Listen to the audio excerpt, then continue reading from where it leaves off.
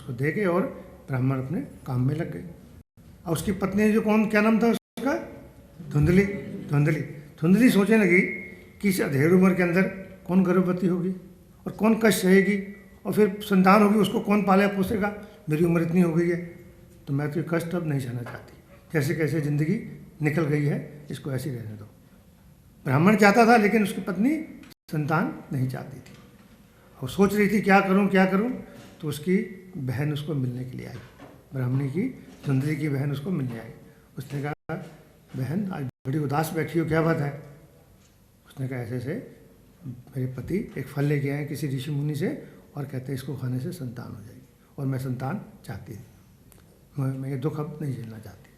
तो उसने कहा, इसमें क्या प्रॉब्लम है, मैं 1 माह से गर्भवती हूँ, मेरी संतान होगी मैं आपको दे दूँगी, और आप गर्भवती होने का नाटक करते रहो कि मैं गर्भवती हूँ नाटक करते रहो, और मेरी तो पहले ही 5-6 संतानें हैं, हमें क्या, हम अगले साल और कर लेंगे। ठीक है। तो उसने गर्भवती होने का नाटक करती रही और जब उसकी संतान हुई बहन की तो उसने लाके उसको दे दी, चुपके से दे दी, और उसने ब्राह्मण देव को कहा कि हमारे यहाँ संतान हो गया। तो जो उसने फल मिला था उसको ऋषि का, उस ऋषि के फल को उसने क्या किया, उस ऋषि के फल को उसने गाय को खिला दिया, और गाय से भी एक बच्चा पैदा हुआ। उस बच्चा क्या हुआ, जिसका शरीर पूरा का पूरा आदमी जैसा था और कान उसके गाय के जैसे थे, बड़े बड़े। अब धुंधली के जो बच्चा, जो उसकी बहन को बच्चा दे गई थी धुंधली को, उसने कहा मैं नामकरण मैं इसका रखूँगी, ये मेरा बेटा है। उसने क्या नाम रखा उसका, धुंधकारी। खुद धुंधली थी और बच्चे का नाम भी क्या रखा, धुंधकारी। मेरे कर्म भी धुंधले हैं और इसके भी कर्म हमेशा के लिए धुंधले रहे, जैसी माँ वैसे आगे संतान करेगी। ऐसे तो उसका ब्राह्मण का देव बेटा था, उसका नाम होना चाहिए था सत्यदेव, है कोई ब्रह्मदेव, ऐसा कोई नाम होना चाहिए था, लेकिन नाम क्या रखा गया, धुंधकारी। और जो गाय के बच्चा हुआ उसका नाम ब्राह्मण देव ने रखा, क्या रखा, गोकर्ण, जिसके कान गऊ जैसे हैं, गोकर्ण उसका नाम रखा गया। अब गोकर्ण तो बड़ा ज्ञाता बना, वेद पढ़ा, बड़ा मुनि बना, ऋषि बना, और उसको सारे चारों तरफ का ज्ञान हो गया। और जो धुंधकारी था उसके कर्म धुंधकारी जैसे रहे, धुंधली जैसे रहे, जुआ खेलना, शराब पीना, वैश्यों को घर ले आना, कौन सा ऐसा कुकर्म नहीं जिंदगी के अंदर जो वो नहीं करता था, सारे उसने कुकर्म करने शुरू कर दिए। बेटा था लेकिन कुकर्म करता था। ब्राह्मण ने उसको बड़ा कोशिश की कि किस तरीके से ये रास्ते पर आ जाए, कुछ ज्ञान की बातें सीख ले, कुछ पंडिताई सीख ले, कुछ ब्राह्मण का काम सीख ले, लेकिन वो जैसे उसके कर्म थे वैसे वो भुगत रहा था। तो वो धीरे धीरे अपने कर्मों की ओर बढ़ रहा था और गोकर्ण संत महात्मा बनता गया। जब ब्राह्मण देव ने देखा कि मेरा सुधर नहीं रहा बेटा, तो उसने एक दिन जाके आत्महत्या कर ली। तो उसके बाद उसकी पत्नी जो थी धुंधली ने, उसने भी जाके आत्महत्या कर ली, उसने आग लगा ली, अपने आप को मार दिया। तो इस तरीके से अब धुंधकारी आज़ाद हो गया। कोई पहले माँ बाप का थोड़ा डर था, माँ बाप से पैसे मांगने पड़ते थे खाने पीने के लिए, ऐश करने के लिए, बुरे कर्म करने के लिए, अब तो आज़ाद हो गया। जितनी संपत्ति थी माँ बाप की उसके पास आ गई, उसने उस पैसे को इस बुरे कामों में इस्तेमाल करना शुरू किया। पहले वैश्यों के पास जाता था, वैश्यों को ही घर ले आया, जाने की जरूरत नहीं, और उनको गहने लाता, खाने पीने के सामान लाता, उनको खुश करता, जो वस्त्र देता नहीं लाके उनको खुश करने का प्रयास करता। और एक दिन क्या हुआ कि धुंधकारी ने राजा के महल में जाके चोरी की, और चोरी करके राजा के महल के गहने उठा के ले आया और आके उसने वैश्याओं को दे दिया। वैश्याओं को जब गहने मिल गए तो वैश्य सोचने लग पड़ी, इसके ऊपर तो राजा के ट्रेडमार्क लगे हुए, चिन्ह मन लगे हुए हैं, किसी दिन भी सैनिक आएंगे तलाश करते करते तो हमारी तलाशी हो जाएगी, तो हम पकड़े जाएंगे और हम जेल में जाएंगे। तो उन्होंने कहा क्या उपाय हो सकता है, तो वैश्यों ने मिलकर सोचा कि इसको मार दिया जाए, धुंधकारी को मार देते हैं और ये गहने लेके चंपत हो जाते हैं, यहाँ से इस देश में ही नहीं रहेंगे। तो उन्होंने धुंधकारी को जलती हुई आग की लकड़ियों से जला दिया और उसको मार दिया। जब मार दिया, क्योंकि उसकी अपनी मौत नहीं हुई थी, इस करके उसको मुक्ति नहीं मिली। जब शरीर अपनी मौत मरता है तब शरीर को मुक्ति मिलती है।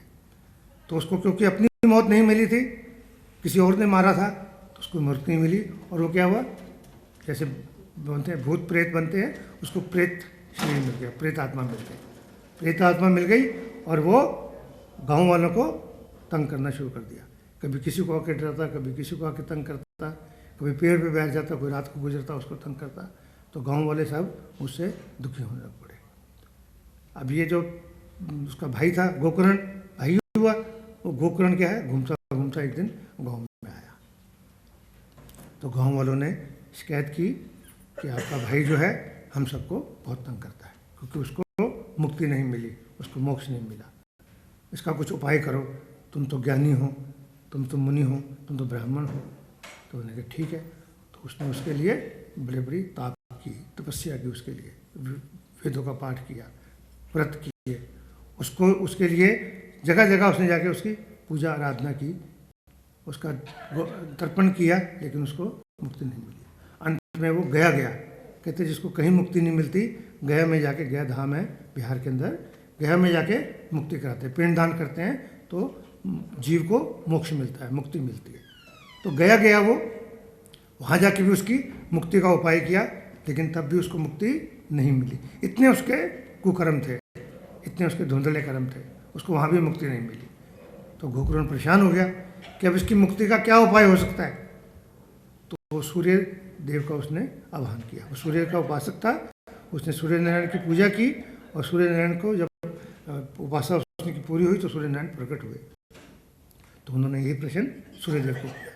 तो सूर्यदेव ने कहा इसका तो बड़ा आसान सा तरीका है, अब इसको भागवत की कथा सुनाओ, इसकी मुक्ति हो जाएगी। तो उसने कहा ठीक है। तो फिर गोकर्ण ने गांव वालों को इकट्ठा किया और भागवत की कथा उसने कहा मैं सबको सुनाऊंगा। तो जो धुंधकारी था, एक बांस पड़ा हुआ था वहाँ पे, जिसकी 7 गांठें थी, उस 7 गांठों वाले बांस के अंदर वो जाके बैठ गया धुंधकारी, और कथा शुरू हुई भागवत की। जैसे जैसे एक दिन की कथा खत्म होती, उस बांस की एक गांठ टूट जाती। इस तरीके से 7 दिन की कथा समाप्त होने के बाद वो 7 गांठें जो थी, 7 की गांठें टूट गई और धुंधकारी उसमें से मुक्त हो गया, उसको मुक्ति मिल गई। सब लोगों के देखते देखते वो बांस पूरा फट गया और धुंधकारी उसमें से आज़ाद हो गया, मुक्त हो गया। लोगों को बड़ा अचंभा हुआ। लोगों ने कहा कि कथा तो हमने भी सुनी थी 7 दिन, तो मुक्ति उसको मिली है, हमें तो कुछ मिला नहीं। उसने कहा कि सिर्फ, गोकर्ण ने कहा कि जब मैं कथा सुना रहा था, सिर्फ यही एक था जो बड़े ध्यान से सुन रहा था, इसका मन शरीर सब इसी कथा में लगा हुआ था। बाकी सब जो सुन रहे थे फिजिकली तो यहाँ बैठे हुए थे शरीर से, लेकिन मन कहीं घूम रहा था, घर में देर तो नहीं हो रही, बच्चे क्या कर रहे होंगे, काम धंधे का कुछ न कुछ मन में विचार आ रहे थे। तो जो कंसंट्रेट होके पूरी श्रद्धा से, पूरे भाव से इस कथा को सुनेगा, उसकी मुक्ति हो जाएगी। तो उन्होंने कहा जो हमारे जीवन है, हर एक के जीवन के अंदर 7 गांठें होती हैं। जैसे 7 दिनों की कथा है, 7 गांठों वाला बांस था, इस तरीके से ये सब हमारे जीवन के अंदर सबके सब 7 गांठें हैं। तो गोकर्ण जी कहते हैं, किसको समझा रहे हैं ये, गाँव वालों को। पहली गांठ जो हमारे सबके अंदर है वो ईर्ष्या की गांठ है, जेलसी की गांठ है। हम सब दूसरे से, चाहे हमारे रिश्तेदार हों, मित्र हों, पड़ोसी हों, उससे जेलसी करते हैं, घृणा करते हैं। उसकी कमीज मुझसे ज़्यादा सफ़ेद क्यों, उसके घर में इतनी सुख शांति क्यों, उसके पास इतनी सुविधाएं कहाँ से आई, हमारे पास क्यों नहीं है। जबकि सबको ये मालूम होना चाहिए कि हर आदमी अपने अपने कर्मों का भुगतता है। हर आदमी को अपनी यात्रा स्वयं तय करनी है। हर आदमी अपने कर्मों के हिसाब से अपनी यात्रा तय करता है। प्रत्येक को अपने कर्मों के हिसाब से फल मिलता है। भगवान कभी भेदभाव नहीं करते। इस करके हमें एक दूसरे के साथ जेलसी नहीं करनी चाहिए, ईर्ष्या नहीं करनी चाहिए। ये सबसे पहली गांठ है। दूसरी उन्होंने कहा निंदा की, चुगली की। हमें आदत होती है एक दूसरे की निंदा करने की, बुराई करने की। बैठ जाते हैं लोग आपस में, टाइम का पता नहीं लगता कितना निकल गया। उसकी चुगली, कभी उसकी निंदा, कभी उसकी बुराई है, और साथ साथ क्या करते हैं, हमने तो कुछ कहा नहीं, फिर ऐसी ऐसी बातें भी करते हैं, सानू की लेना देना जी, ऐसे हमें गलना करते सीखे, टाइम पास करें। तो जो समय की बर्बादी करते हैं वो सबसे बड़ा नुकसान हो रहा है। और नुकसान मान लो आप सोचो कुछ नहीं हुआ, फिर भी आपका समय का नुकसान तो हो रहा है। और वैसे कहते हैं जिसकी आप निंदा कर रहे हो उसका क्या है, पाप आपको लगते जा रहे हैं। और आपको जो पुण्य है वो धीरे धीरे खत्म होते जा रहे हैं। जितनी किसी की बुराई करोगे आपके पुण्य खत्म हो जाएंगे और उसके पाप खत्म होंगे। तो इस करके कहते हैं किसी की कमियां हर एक में है, किसमें कमियां नहीं है। कोई आदमी कहते हैं मैं परफेक्ट हूँ तो भगवान बन जाएगा वो, तो हर में कमियां हैं। तो कमियां देखनी है तो अपनी देखो, अपने अंदर झांको कि मेरे अंदर क्या कमी है, बजाय इसके कि दूसरे को कमियों की बुराई करो कि उसके अंदर क्या कमी है, उसके अंदर क्या कमी। तीसरा कहा, तीसरी गांठ है धोखा देने की। सब कलयुग के अंदर जीवों की प्रवृत्ति बनती जा रही है कि एक दूसरे को हम धोखा दें, चीट करें, रिसीव करें, चाहे पति पत्नी हो, चाहे भाई भाई हो, चाहे भाई बहन हो। कोशिश ये रहती है कलयुग के अंदर जीवों की कि धोखा दे दें, धोखा दे के हम आगे बढ़ जाएं, वो पीछे रह जाए। तो इस तरीके से धोखा देने की जो प्रवृत्ति है वो सबसे बुरी मानी गई है। तो चौथा उन्होंने कहा है भोग विलास की। हम क्या है कि हम अपने आप को शरीर मानते हैं, हम शरीर हैं, आत्मा नहीं मानते अपने आप को। शरीर सुख सुविधाएं इकट्ठी करती रहते हैं। हम कहते हैं हम अधिक से अधिक ऐश कर ले, eat drink and B Mary. आजकल जो है वो फैशन होता जा रहा है, शराब पीना एक फैशन है। अगर आप सोसाइटी में रहकर, समाज में रहकर शराब नहीं पीते तो कहते हैं ये बैकवर्ड है, इसको तो कुछ आता जाता नहीं। अगर नॉन वेज नहीं खाता तो कहते हैं ये तो बेकार है, इसको तो कुछ खाना पीना नहीं आता। जो पर स्त्री और पुरुष के आजकल संबंध बढ़ते जा रहे हैं। अपनी पत्नी है लेकिन अपनी पत्नी के अलावा दूसरी पत्नी से, पर अपने पति है लेकिन दूसरे का पति अच्छा लगने लग पड़ता है। ये जो पर पुरुष और पर स्त्री का जो संबंध है कलयुग में बहुत बढ़ता जा रहा है, फैशन से बनता जा रहा है, फैशन से बनता है। संसार में रहकर जब तक भगवान से पूर्ण रूपेण प्रेम नहीं करोगे तब तक संसार में बार बार आना पड़ेगा। पुनरति जन्म पुनरति मरणम, पुनरति जन्म पुनरति। ये जब तक मन आप भगवान को नहीं दोगे, स्त्री पुरुष को दोगे, संसार को दोगे, संसारी कार्यों में दोगे तो बार बार आना पड़ेगा, बार बार आना पड़ेगा। अपना मन मनमोहन को दे दो, काम संसार के लिए करो। जीव को संसार में रहना है और शरीर मिला है तो काम तो करना ही है, कर्म तो करनी है, लेकिन मन मनमोहन को दे दो। तो भोग विलास का जो जीवन है उसको कम से कम करो। यही कलयुग के अंदर तप माना गया है। और पांचवा जो माना गया है गांठ, इधर ध्यान दीजिए कृपा, इधर ध्यान दीजिए। उधर तो कार्य चलते रहेंगे, कर्म चलते रहेंगे, ठीक है। मंदिर में तो सारा दिन कर्म करते रहते हैं। तो पांचवा जो है, चौथा कहने में बताया मैंने अभी आपको, क्या बताया चौथा? जो चली गई थी ना, ये तो मुझे पता लग गया है। ये तो कह रहा हूँ जो कल में अगर बैठ के मन इधर उधर भटकेगा तो फिर मुक्ति नहीं मिल सकती, जैसे उसको नहीं मिली थी। किसको? लोगों को। तो पांचवा जो बताया गया है इसके अंदर, जो बताया गया है वो है अहंकार का। अहंकार, हमें छोटी छोटी चीज़ पर अहंकार है। हम बड़े खूबसूरत हैं, हमें अहंकार है। हमारे पास ज्ञान है, बड़ा अहंकार है।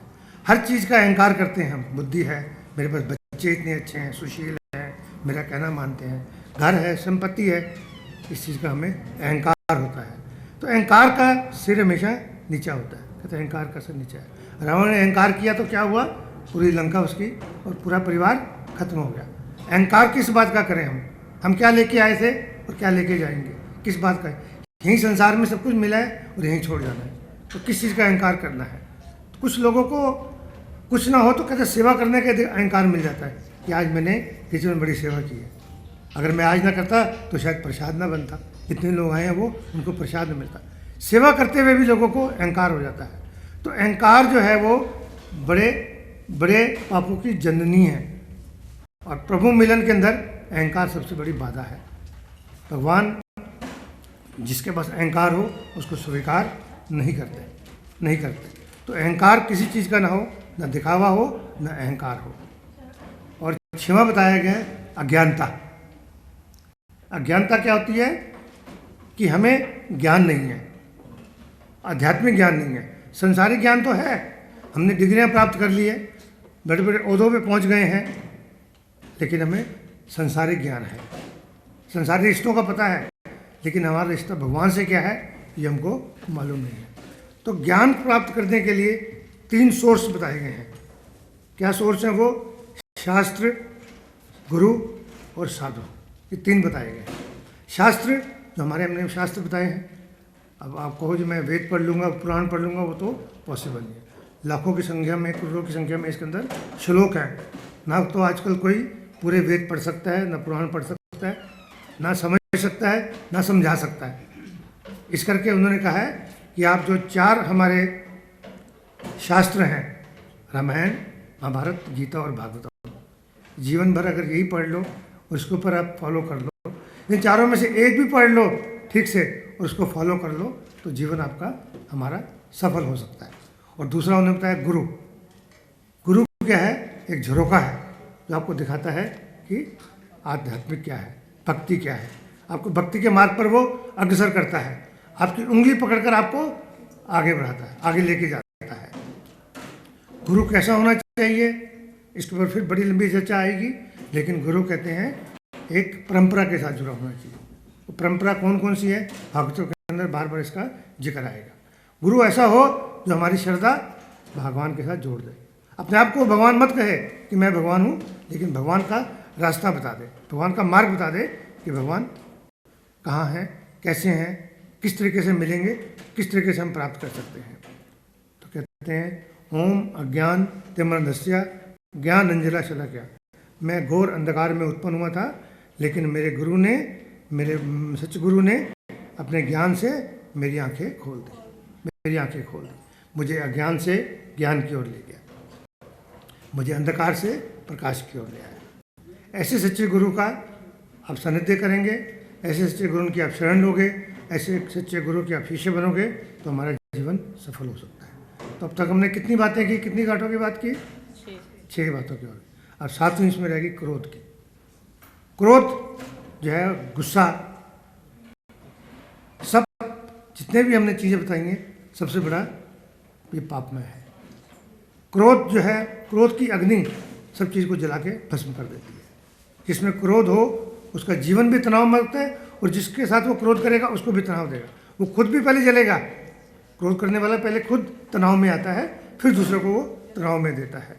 तो जीवन के अंदर क्रोध जो है वो कम से कम हमें करना है। क्रोध, अपने क्रोध को इतना बहुमूल्य बना दो कि दूसरा उसको खरीद ना सके। आपके क्रोध को दूसरा आदमी इतनी आसानी से खरीद ना सके कि मैं फटाफट जब मर्जी चाहूँ और इसको क्रोध दिला दूँ। अपने आप को माचिस की तीली मत बनाओ कि जरा सा कोई रगड़े और आग लग जाए, आपको आग लग जाए। अपने आप को माचिस की तीली की तरह मत बनाओ। तो क्रोध जो है वो सबसे आजकल घरों के अंदर क्रोध की अग्नि सब घरों में धीरे धीरे फैलती जा रही है। आप सोचते हैं कि मेरा नज़रिया ठीक है और दूसरे वाला गलत है। I am okay, you are not okay. मैं ठीक हूँ और दूसरा आदमी गलत है। आप अपने नज़रिए से सोचते हो, जरा दूसरे के नज़रिए से सोच के देखोगे तो आपको पता लगेगा कि वो भी सही है, वो भी सही है। हम अपनी जगह सही हैं, वो अपनी जगह सही है। अगर वो अपनी जगह सही है, हम अपनी जगह सही है, तो फिर क्रोध किस बात का। जरा सा 2 मिनट के लिए शांत होंगे, सोचेंगे। कोई कहता उल्टी गिनती करो, 2 मिनट के लिए अगर शांत रहोगे तो गुस्सा आपको नहीं आएगा, गुस्सा नहीं आएगा। जीव का क्या है, 2 मिनट में अब शब्द बोल के गुस्सा करके वो तो आराम से बैठ जाएगी और कहेगी बाद में भुगतोगे। आप सारे संबंध इसी से बिगड़ जाते हैं। रामायण हुई तो क्या हुई, सिर्फ क्रोध की वजह से हुई, अपशब्द कहने से हुई। महाभारत सारी क्रोध की वजह से हुई, अपशब्द कहने से हुई। तो इस करके कहते हैं क्रोध की अग्नि सबसे ज्वलंत अग्नि। जितनी अग्नि है संसार के अंदर, क्रोध की अग्नि सबसे ज्वलंत है, सबसे तीखी है। तो श्रीमद् भागवत कथा का ये महत्व बताया गया है और कहा है कि भागवत कथा आपको जीते जी मुक्ति दिलाती है। मत सोचो कि मरने के बाद मुझे कोई मुक्ति दिलाएगा, मेरे लिए कोई श्राद्ध करेगा, मेरे लिए कोई पिंडदान करेगा। अपने पिंड का दान स्वयं करो, अपने जीते जी करो। मत सोचो कि मेरे बाद मेरा पुत्र होगा और मेरा वो पिंडदान करेगा और मुझे मुक्ति मिल जाएगी। अगर पुत्र ही सबको पिंडदान करके मुक्ति दिला सकते हैं तो प्राय सबके संसार में पुत्र होते हैं। तो क्या सबको सदगति मिल गई है? सोचने की बात है। इतने लोगों के पुत्र होते हैं, अधिकतर लोगों के पुत्र होते हैं, तो क्या सबको सदगति मिल गई है? नहीं मिलती। पुत्र कभी सदगति नहीं दे सकता। सदगति आपको अपने आप ही करानी है, अपनी कर्मों की करानी है, अपने शरीर से करनी है, अपनी आत्मा के उद्यान से करनी है। अपनी आत्मा का उत्थान होगा तो आपको सदगति मिलेगी। जो आनंद वैकुंठ धाम में मिलता है वही आनंद आप इस कथा में भी ले सकते हो।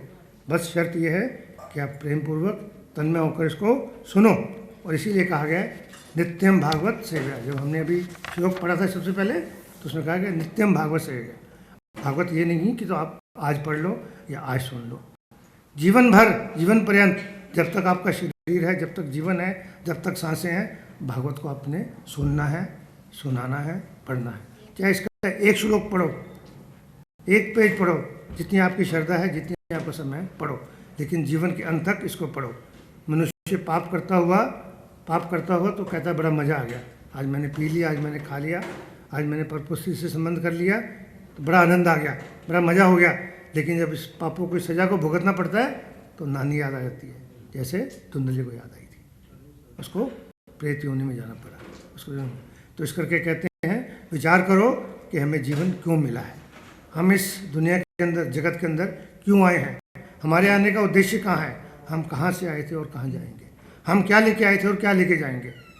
इन सब चीज़ों का जो प्रश्न है, इसके प्रश्नों के उत्तर आपने अपने आप को ढूंढने, अपने आप को देने हैं। आपने इन प्रश्नों के उत्तर मुझे नहीं देने हैं, आपने खुद चिंतन करना है और अपने इन प्रश्नों का उत्तर अपने लिए ढूंढना है। जैसे जैसे भागवत की कथा सुनोगे, वैसे वैसे इन प्रश्नों का उत्तर आप खुद ढूंढ पाएंगे। फिर ये प्रयास रहेगा कि भागवत कथा आपको पूर्ण रूप से सुनाई जाए, इधर उधर की बातें ना की जाए, और कथा जो है, भागवत कथा जो मूल रूप में है, जो पूर्ण रूप से है, वो आपको पूरी की पूरी सुनाई जाए। तो आप अगर मन लगा के इसको सुनोगे तो आप लोगों की इसमें श्रद्धा बनेगी, और उसके बाद ये नहीं कि 7 दिन की कथा होगी, उसके बाद भी इसको सुनने में आपकी रुचि बनेगी। मन भजले हरि का प्यारा नाम है,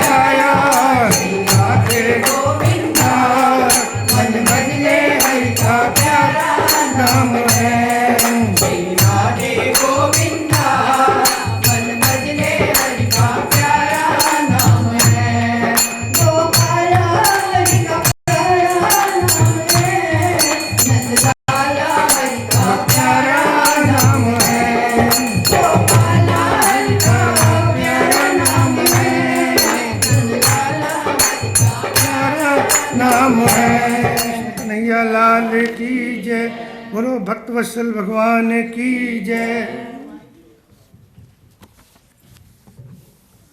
अब हम भागवतम के प्रथम स्कंद में प्रवेश कर रहे हैं। अभी हमने सिर्फ भागवतम का देखा कि भागवत की इम्पोर्टेंस क्या है, वाई वी शुड लिसन और read Bhagavatam. Now we go to the first lesson, first स्कंद, फर्स्ट कैंटो। नेमिशरणम में इशारा कहाँ पर हो रहा है? नेमिशरणम में 88,000 ऋषि मुनि इकट्ठे हुए और वो डिस्कस कर रहे हैं कि कलयुग में जीव के उद्धार का उपाय क्या है। तो उन्होंने ये बताया कि भागवतम की कथा सुनना एक उपाय हो सकता है। तो नेमिशरणम में जो इकट्ठे हुए थे उनको सूत महाराज जी एड्रेस कर रहे हैं। सूत महाराज जी उनको बोलते हैं, क्या कहते हैं कि जो भागवत की कथा मैं आपको सुना रहा हूँ, ये आज से पहले भी कई लोगों ने सुना चुके हैं। इसकी हिस्ट्री बता रहे हैं। कह रहे सबसे पहले भागवत की कथा चतुर्श्लोकी रूप में भगवान नारायण ने ब्रह्मा जी को सुनाई थी। भगवान नारायण ने ब्रह्मा जी को सुनाई थी, तब इसके सिर्फ 4 श्लोक थे, उसको बोलते हैं चतुर्श्लोकी भागवतम। उसके बाद उसका भी विस्तार में इसका विवरण बाद में भागवतम के अंदर आता है। उसके बाद उन्होंने कहा यही कथा पूर्ण रूप से सर्वप्रथम सुखदेव जी ने सुनाई थी। किसको सुनाई थी? राजा परीक्षित को। कहाँ सुनाई थी? गंगा किनारे, गंगा किनारे, जिसका नाम बाद में शुक ताल पड़ गया था। उस ताल का नाम ही शुक ताल पड़ गया था। और ये कब सुनाई थी?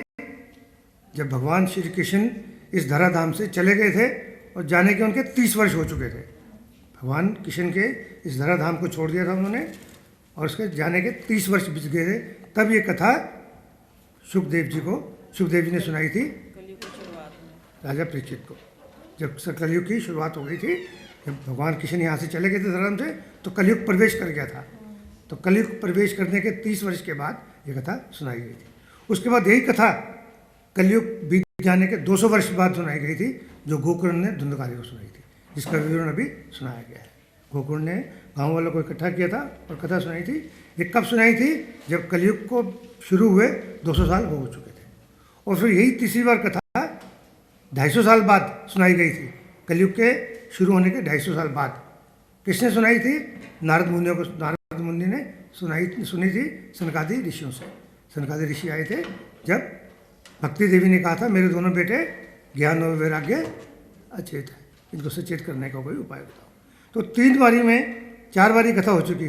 पहली बार सिर्फ चतुर्श्लोकी और तीसरी बार ये 3 प्रसंग बनाए गए। और अब ये आखिरी कथा जो है वो कौन सुना रहे हैं? सूर्य महाराज सुना रहे हैं। ये 5वीं बार है। किसको सुना रहे हैं? नैमिषारण्य में 88,000 ऋषि मुनि को। लेकिन सुना कौन से रहे हैं? जो सुखदेव जी ने सुनाई थी राजा परीक्षित को। तो इस तरीके से इसका इतिहास है। और उसके बाद ये कथा सप्ताह रूप में अब मनाई जाती है। जहाँ पर भी देखो तो भागवत का सप्ताह कथा होता है। इसका कुछ नियम है, कथा करने के भी नियम है, कथा सुनने के भी नियम है। उस नियमों की बहुत डिटेल है, उसमें जाएंगे तो बहुत लंबा होगा।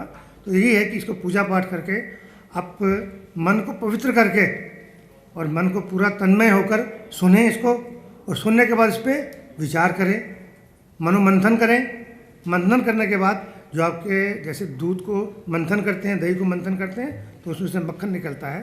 तो इस कथा से आपको जो अमृत प्राप्त होगा, उस अमृत को आप ग्रहण करें। उस अमृत को ग्रहण करेंगे तो जीवन सफल है। ये नहीं मैं कहता, इस बात को नहीं कहता कि जीवन में मुक्ति हो जाएगी, लेकिन आपका आने का जीवन का जो उद्देश्य है वो आपको मिल जाएगा। जीवन आपका सफल हो जाएगा, हमारा जीवन सफल हो जाएगा। तो इस तरीके से सुखदेव जी कहते हैं कि मैं आपको अपने बारे में पहले बता रहा हूँ। सुखदेव जी कथा सुना रहे हैं परीक्षित महाराज को, तो पहले अपने बारे में बताते हैं कि मैं कौन हूँ। तो उन्होंने कहा, सुखदेव जी कहते हैं कि मैं पूर्व जन्म में भगवान कृष्ण का मित्र था। कौन था? मैं भगवान कृष्ण का मित्र था और मेरा नाम था दामा। दामा मेरा नाम था। और भगवान कृष्ण ने जब रास करते थे, भगवान कृष्ण वृंदावन में कहाँ रास करते हैं? निधि वन में। निधि वन में या सेवा पुंज के अंदर करते हैं, रास करते हैं। तो दामा की ये ड्यूटी लगा दी गई थी कि आप द्वारपाल हैं, आप द्वार पे खड़े रहेंगे और जो इस रास के अंदर देर से आएगा उसको अंदर प्रवेश नहीं मिलेगा। प्रवेश उसी को मिलेगा जो समय पर आएगा। तो उनकी ये द्वार पे उन्होंने ड्यूटी लगा दी थी। तो लोग सभी को पता था कि देर से जाएंगे तो हमें अंदर प्रवेश नहीं मिलेगा, तो सब समय पर आते थे। एक दिन राधा जी को किसी कारण से देरी हो गई। दामा जी ने वो दरवाज़ा गेट बंद कर लिया, द्वार बंद कर लिया, और राधा जी बाहर से द्वार कहने खोलो, द्वार खोलो। और उधर से दामा कोई जवाब नहीं दे रहे, सिर्फ क्या कर रहे हैं? हाँ कर रहे हैं, उनको कोई जवाब नहीं दे रहे। दामा जी भगवान कृष्ण के मित्र हैं, ध्यान थोड़ा इधर को, मन को भटकाओ कम। तो दामा जी जो भगवान कृष्ण के मित्र थे, जिनकी ड्यूटी लगी थी, द्वारपाल बने थे, तो राधा जी को उन्होंने दरवाज़ा गेट नहीं खोला, और राधा जी बाहर से कह रही हैं दरवाज़ा खोलो, दरवाज़ा खोलो, और वो वहाँ कर रहे।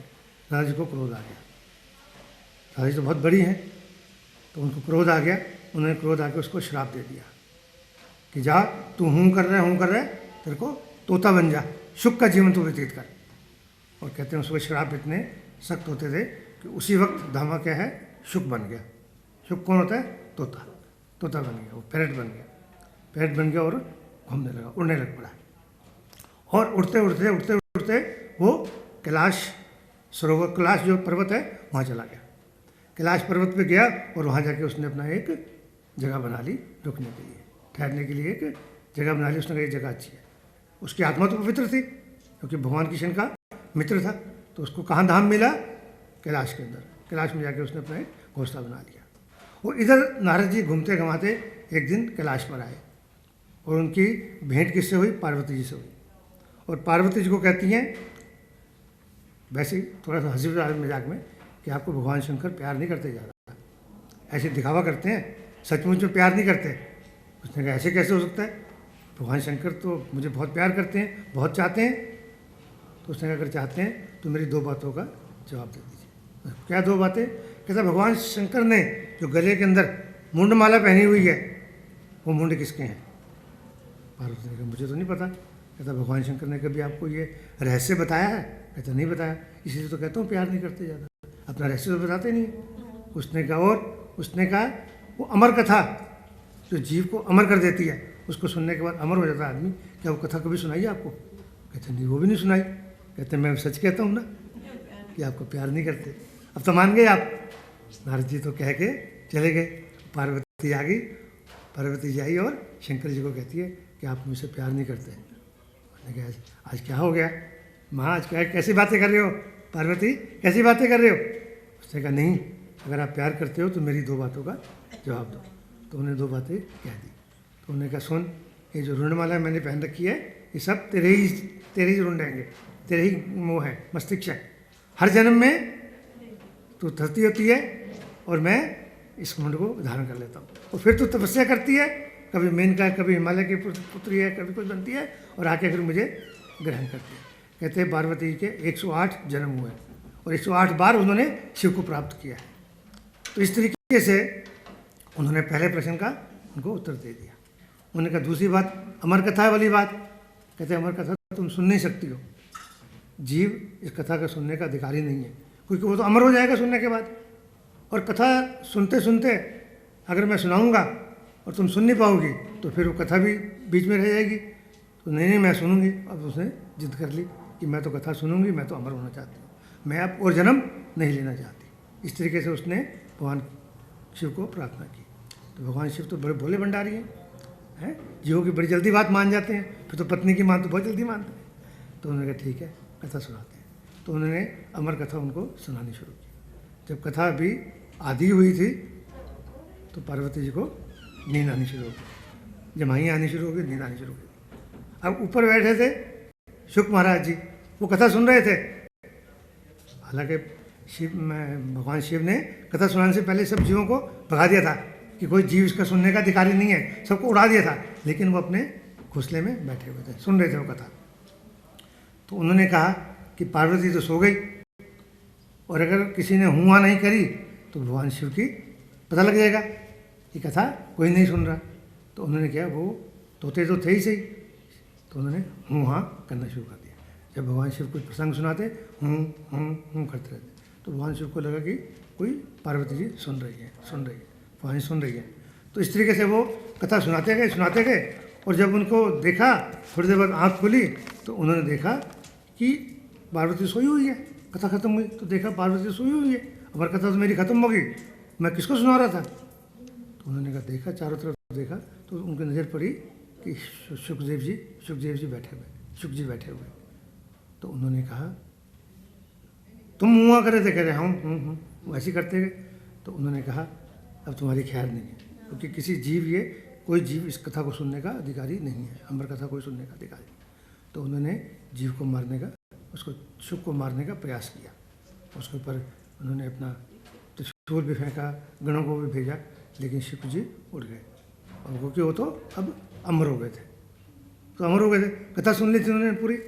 अब वो पीछे उनके वो त्रिशूल जा रहा है, उनके गण जा रहे हैं, और आगे शुक जी जा रहे हैं। और इधर से व्यास जी की जो पत्नी थी, क्या नाम था उनका? पिंगला। व्यास जी की पत्नी थी पिंगला के मुंह उनको जमाई गई, उसके मुंह के अंदर प्रवेश कर गए। तो मुंह के अंदर प्रवेश कर गए और अंदर जाके वो गर्भवती हो गई। अब गर्भवती हो गई, तो गर्भवती है तो 9 महीने बाद पुत्र या पुत्री होनी चाहिए, लेकिन शुक जी बाहर आने को तैयार नहीं है। वो कहते हैं मैं इस संसार से अब मैं मोह माया में नहीं पड़ना चाहता, इस संसार में मैं नहीं आना चाहता।